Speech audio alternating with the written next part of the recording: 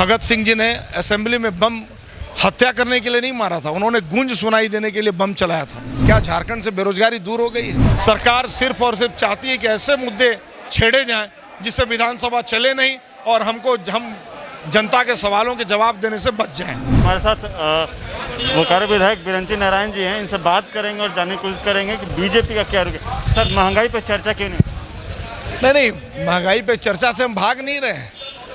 परसों कार्य मंत्रणा समिति की शुक्रवार को कार्य मंत्रणा समिति की बैठक में तय हुआ था कि महंगाई के साथ साथ बेरोजगारी पर भी चर्चा होनी है।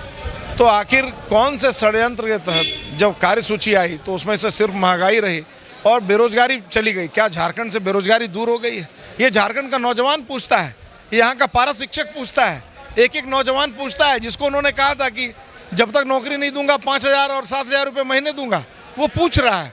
तो ये सरकार बेरोजगारी से भागी क्यों, ये सवाल था। हमने इस सवाल को लेकर सदन को बाधित करने का काम किया और जब तक झारखंड के नौजवानों के हक और हुकूक नहीं मिल जाएंगे ये संघर्ष जारी रहेगा। हमारा ये धर्म है कि हम उनकी आवाज़ बने।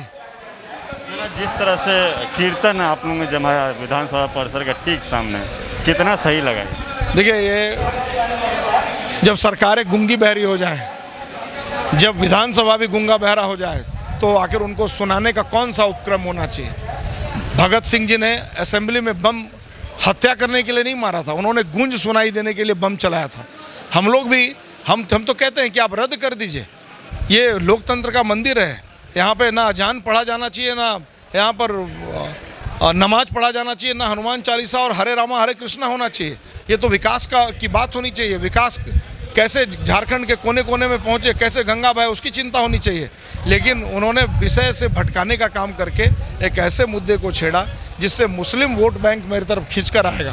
तो उनको चेतावनी देता हूं कि सिर्फ मुस्लिम वोट बैंक के चक्कर में ऐसा करेंगे तो हिंदू वोट बैंक बड़ी संख्या में है, वो नाराज हो रहा है, वो इन चीज़ों को देख रहा है कि जेएमएम और कांग्रेस कर क्या रही है।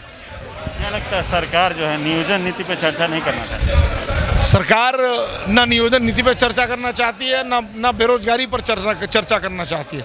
सरकार सिर्फ और सिर्फ चाहती है कि ऐसे मुद्दे छेड़े जाएं जिससे विधानसभा चले नहीं और हम जनता के सवालों के जवाब देने से बच जाएं।